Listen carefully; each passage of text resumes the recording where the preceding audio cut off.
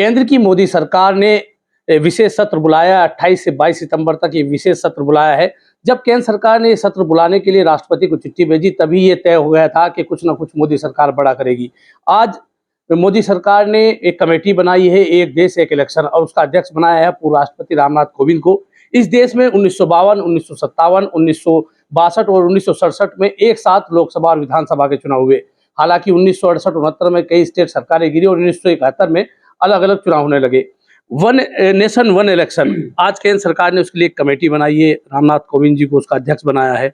क्या मानते हैं कि एक देश एक चुनाव, क्या आपका मानना है? देखो, इसमें सभी पॉलिटिकल पार्टी को बुला के उसके सुझाव लेने चाहिए। इसमें नहीं, इसमें सुझाव, इसमें विधि आयोग और जो संविधान समीक्षा आयोग था और जो जितने 4 आयोग थे, सबने समीक्षा की और बाद में विधि आयोग ने सभी राजनीतिक दलों की बैठक बुलाई और उनसे प्रस्ताव रखा कि एक देश एक चुनाव हम कराने जा रहे हैं, जिसका बहुत सारे राजनीतिक दलों ने विरोध किया। उसके बावजूद केंद्र सरकार ने अब ये कमेटी बनाई। इसका जानकारी करेंगे सब लोगों से कि इसका क्या नफा और क्या नुकसान होगा, और क्या अगर कोई एक स्टेट कोई गड़बड़ करने लगे, अगर उस स्टेट में राष्ट्रपति शासन लगाना पड़ेगा, तो क्या पूरा देश में फिर राष्ट्रपति शासन लगेगा?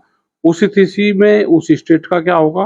तो ये सारी चीजें कमेटियों में, जो कमेटी बनी है उसमें सारी चीजें आएंगी, और बगैर सुझाव के, सारी पॉलिटिकल पार्टी के, आम लोगों के सहमति के बगैर वन नेशन वन इलेक्शन का जो प्रपोजल है अभी, वो तो अभी कमेटी के पास में है। लेकिन अब इसमें जो संविधान समीक्षा जो आयोग था, विधि आयोग, न्याय आयोग, सबने किया, सब प्रपोजल पूरी रिपोर्ट दे दी कि वन नेशन इलेक्शन कमीशन ने भी कह दिया था कि हम पूरी तरह से तैयार हैं कि हमें एक इलेक्शन, एक देश एक इलेक्शन हम करा सकते हैं। लेकिन कांग्रेस और सभी जो जितने राजनीतिक दल हैं, सभी ने जो बैठक बुलाई थी विधि आयोग ने, उन्होंने मना कर दिया था कि हम इसके फेवर में नहीं है, जनता की राय लेनी चाहिए। उसके बावजूद केंद्र सरकार ने कमेटी बना दी है। तो जनता की राय पर तो जाना चाहिए ना। और भाई, केंद्र सरकार तो जबरदस्ती तो बना ही देगी सारी चीजें। अगर विपक्ष वालों की नहीं सुनी जाएगी और जबरदस्ती आज वो अपने दम पर बनाना चाहती हैं, और जिस तरह से प्रधानमंत्री जी के बयान भी पहले से भी आ रहे हैं कि हम इस पे काम करेंगे, उसके पहले भी रिजल्ट ठीक नहीं रहे थे, जो पहले भी रिजल्ट है ठीक नहीं रहे। और आने वाले टाइम पे अगर एक स्टेट कोई गड़बड़ करेगी तो उस स्टेट के क्या स्थिति होगी, तो हमें तो लगता है कि इससे नुकसान इससे रहेगा। और जैसे अभी 5 दिनों का केंद्र सरकार ने सत्र बुलाया, विशेष सत्र। अब से पहले जब भी कोई विशेष सत्र बुलाया जाता था, 1 दिन का बुलाया जाता था, कोई नया कुछ ना कुछ करना हो। लेकिन राजनीतिक हलकों में चर्चा है कि मोदी सरकार इसके साथ-साथ भी कुछ और बड़ा फैसला करेगी। अभी केंद्र सरकार ने ये भी आदेश जारी किया है कि जो संयुक्त सचिव और सचिव स्तर के अधिकारी हैं, वो सत्र के दौरान दिल्ली नहीं छोड़ेंगे। तो आपको क्या लगता है, राकेश टिकैत को क्या लगता है कि मोदी सरकार और इसके साथ-साथ यूसीसी है, बहुत सारे कानून है, क्या सदन में पेश कर सकती है? भाई, कर सके कानून तो उन्होंने बहुत से बदलाव कर दिए, और अंदर तक की किसी की खबर नहीं है कि क्या कर सकती है। जब इलेक्शन सर पे है तो कोई ना कोई सरकार फैसला तो करेगी।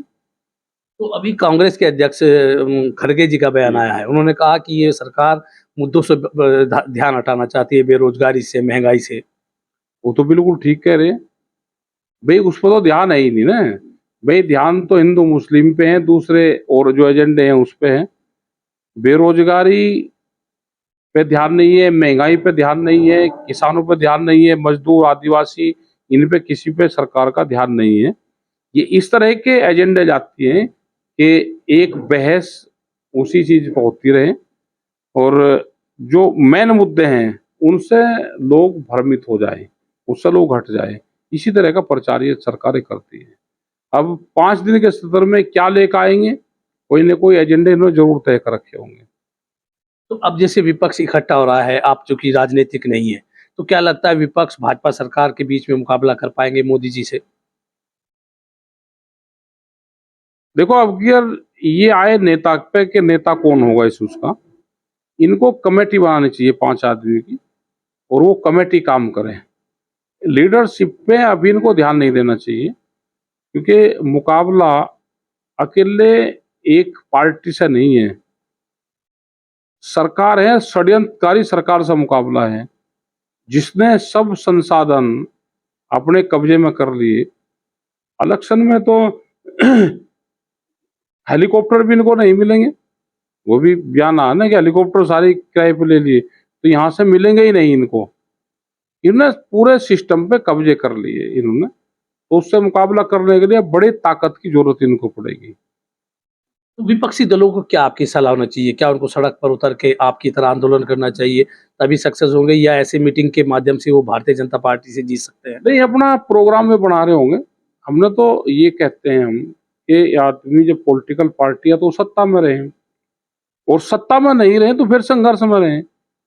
अगर राजनीति करनी है तो या तो कुर्सी पर हो, और कुर्सी पर नहीं है तो कुर्सी के बाहर सामने खड़ा होकर कुर्सी की कमी बताओ। अगर आप आराम कर लोगे तो सोने के लिए राजनीति नहीं है। आपका सीधा-सीधा कहना है कि जो विपक्ष है उसको सड़क पर आना सड़क पड़ेगा। पर आना चाहिए उनको। भाई सामने खड़ा होकर कुर्सी की कमी बताओ। अगर कमी बताने की ताकत नहीं है तो देश में तानाशाहों का जन्म होगा। नए देश में तानाशाह पैदा होंगे और वो बेहद ज्यादा खतरनाक होंगे। वन नेशन वन इलेक्शन पर आपका स्पष्ट क्या कहना है?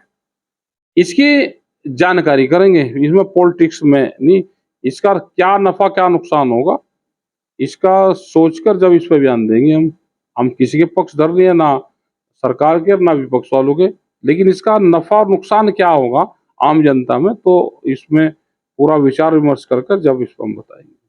तो ये थे भारतीय किसान यूनियन के प्रवक्ता राकेश टिकैत, जिन्होंने कहा कि अभी इस कानून के गुना भाग वो करेंगे, लाभ और हानि इसकी देखेंगे, उसके बाद ही भारतीय किसान यूनियन कोई फैसला लेगी। मैं हूं राशिद अली और आप देख रहे हैं खोज न्यूज।